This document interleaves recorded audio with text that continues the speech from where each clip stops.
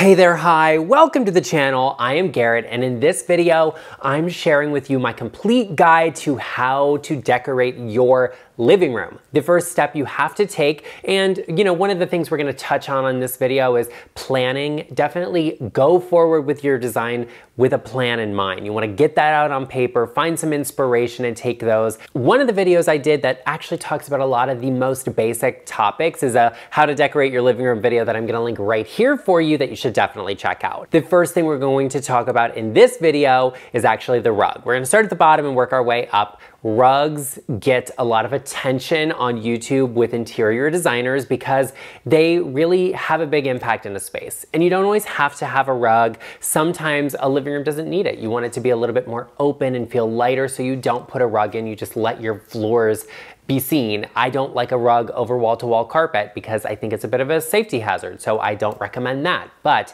the rug in your living room will definitely make the space feel more elevated, more luxurious, or it can actually make it feel a little bit cheap if it's not the right size. Now, most designers will tell you all of your furniture should fit on a rug, and I definitely agree with that. If you could see my living room, you would see that all of the furniture is on the rug. But with that said, the most important thing to remember when it comes to the size of rug in your living room is that you want the majority of your furniture on that piece, or the bulk of that furniture. So 75 to 50% of the visual weight or the depth of the furniture should be on the rug. That way it pulls and creates a connected space. Otherwise, a living room can just feel like a bunch of furniture in a room as opposed to an actual decorated and furnished space.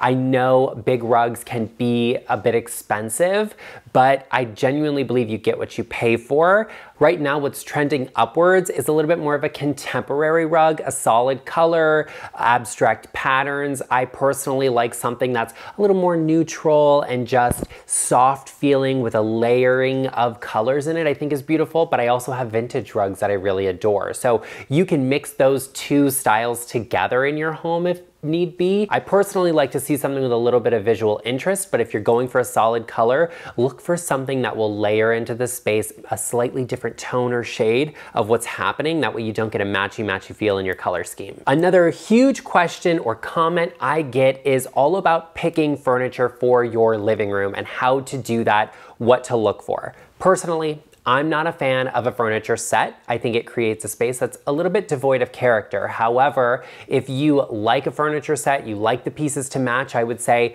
look for pairs or don't get the entire set. Get a sofa and two chairs or two sofas, or a chair and the love seat if you have a smaller space. Two love seats is fine. I wouldn't get all three pieces. Furniture sets are made to offer you a variety of sizes of the same style piece. So I don't think you have to get all of the sizes necessarily. Like if you go to the store and you see a shirt you like, you don't need to buy it in a small, medium, and large. You can just get the one that fits you, or you can get the one that fits you and you can get a matching one for your kid, and I love that for you. But you don't have to get every piece of a furniture set. I personally like a little bit more of a character-driven space where you have a sofa and chairs that maybe have a similar feel to them, style to them, but are not a part of a matching set. For me, I think the scale of a chair compared to a sofa in a furniture set is a little off because the chair is just a one-seater version of the sofa. For me, it's a little bit bulky. A lot of people also love a recliner. I'm not a recliner person, but I think if you need to have one and you really want one, be on the lookout for one that's a little bit more elevated. You don't have to get that basic overstuffed leather recliner. You can get something that actually is really interesting. There are modern takes on it, like an Eames chair, like a stressless recliner, but you can also get something interesting that's just like a big leather club chair that has a reclining feature with an ottoman. That can be something that feels really handsome, really beautiful, really elevated, and gets you the benefits of having that recliner. So get creative with the furniture pieces you're looking at and what it is that will serve you best in your space when you're picking out what will fit and work in your home. When it comes to selecting furniture, you do also want to be on the lookout for not only the style of furniture, but the material it's made out of. When I say the style of it, I mean, does the sofa have removable cushions? Is it just a one-piece unit? Does it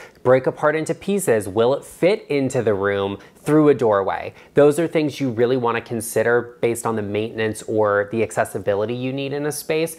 And you also want to have a look at the material it's made out of, not just what's on top of it, what you can see, the upholstery fabric, but also what the frame is made out of, what the spring and support system are like. I want to see interesting fabrics that inspire me. I want to see something that has a great texture or hand, but that doesn't mean you should sacrifice on durability. Whenever we talk about furniture, the topic of your living room layout always comes up.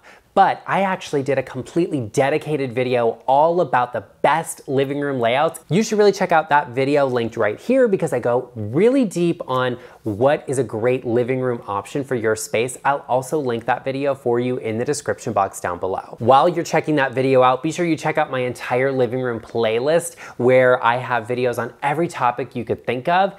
I also would love it if you took a moment while you're checking those out to hit that subscribe button and join us, become a part of the LeChic family. We would really appreciate it and love to have you here with us. Hey, we'd also love it if you'd give this video a like. Living rooms are not just about seating. They're also about what you're doing in the space, how are you enjoying and using it, and often that involves something like a table. Maybe that's an end table, maybe that's a coffee table. We have to talk about them right now because they actually make a big difference in your living room and the usage of it. I often get asked about upholstered ottomans in place of a coffee table, and while I do think they can be great depending on your needs. If you have young kids that are running around, hey, it's a lot safer than having a corner on a coffee table that they could hurt themselves on. So it is something to consider, but I would urge you to look around your space, actually address how you're using it and say, gosh, I always sit here with a drink in hand while I'm watching television or reading a book.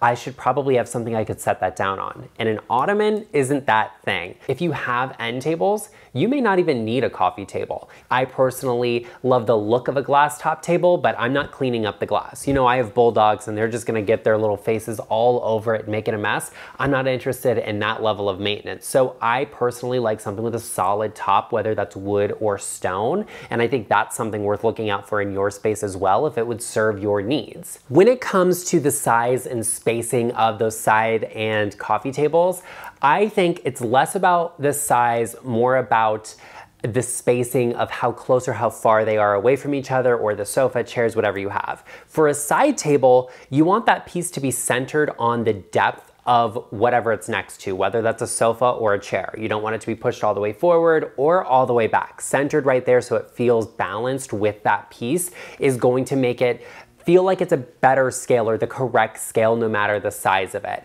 When it comes to your coffee table, I personally like something that is actually very linear and feels quite long. So I like to actually stack some pieces together to create that illusion that something is longer than it is. Maybe I'll slip an ottoman under a coffee table. Maybe I'll put a basket on the floor next to it just to create a little bit more of a linear feel to that piece. When it comes to the spacing, you typically, or on average, you want a coffee table to be 12 to 15 inches away from your sofa. You could extend that to be 17 inches, but you're gonna have a little bit further of a reach to get there, so it's something worth considering. Let's talk about the decor in your living room and what you're doing stylistically. I have a video dedicated all to decorating some of the hardest spaces in your home where I talk about how to decorate your mantle, your coffee table, even just styling bookcases. So I'm gonna link that video right here and in the description box for you.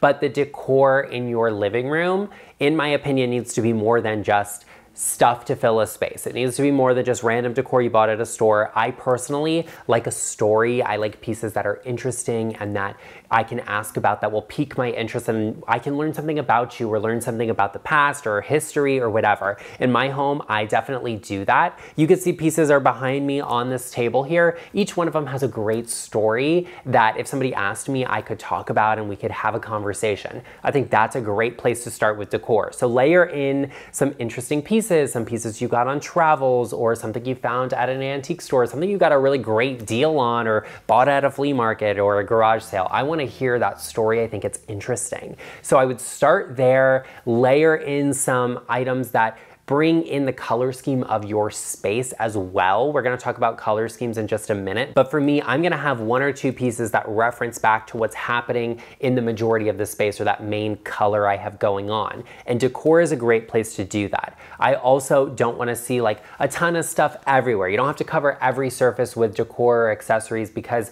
a little bit of negative space goes a long way. So space things out. You wanna tone things down a little bit because we really wanna have a relaxing environment, and being surrounded by too much stuff often is the opposite of that. Let's talk about colors and color schemes. I've done quite a few videos on this, how to decorate using color. I also have a great one all about deciding on a color scheme for your space and how to develop and layer those together. I wanna walk you through what I did in my home because I think it's a great example of what you can do in yours. I started with a inspiration fabric. Actually, it's this throw pillow right here. You can see there are lots of variations of blue in it. We've got some white and we've got this kind of taupey tan color that I think is really beautiful. I took inspiration from this piece to start deciding on what else I was gonna bring into the space. So my sofa is upholstered in a similar blue color that's on this pillow, and my dining room is actually featuring some of the darker tones that are on this pillow to create some contrast and visual interest.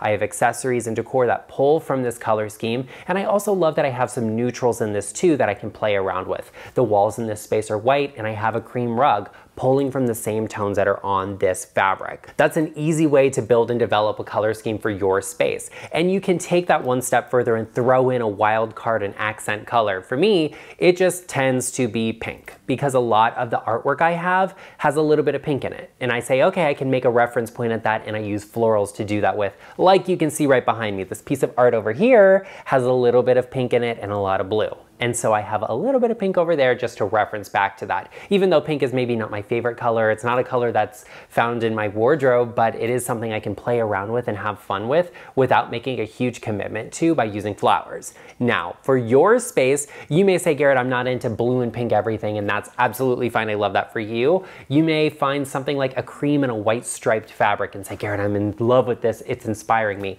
Great. Pull that white tone, pull that cream tone, use them as the neutrals in your space, and throw in something fun. Maybe that's an olive green or a more neutral tone.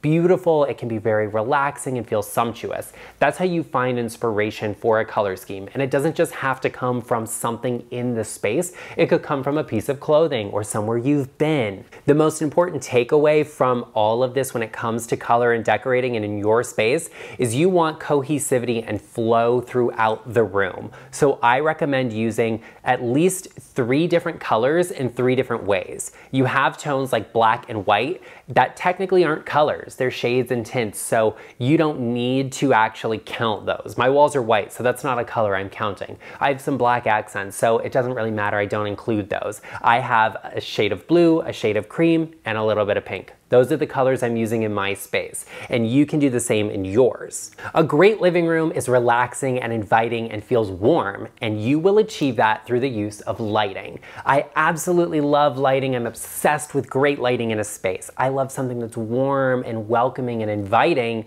and the way you achieve that is by having 3 different sources of lighting in a space.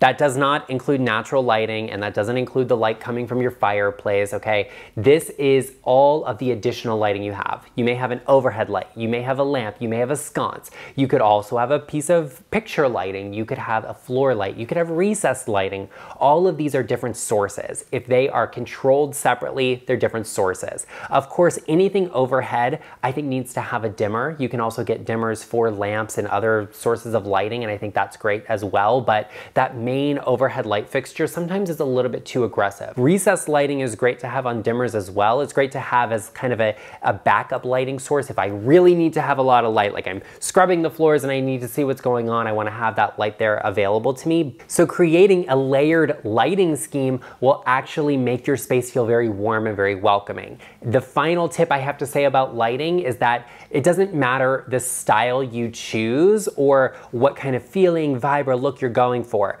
I recommend lighting that does not point directly downward because it actually can make a space feel uncomfortable. It can give you a migraine. It actually can make the light feel more aggressive. I want to see light that cascades upward because it creates a softer glow. And you can actually get more light in a space and have it feel moodier, more inviting, and easier to relax and enjoy in by having that light point upwards instead of downwards. Well, there you have it, everyone. I hope you enjoyed this video, and I know I linked a ton of other ones for you. You can find them all right here in this living room playlist, and I will see you over there.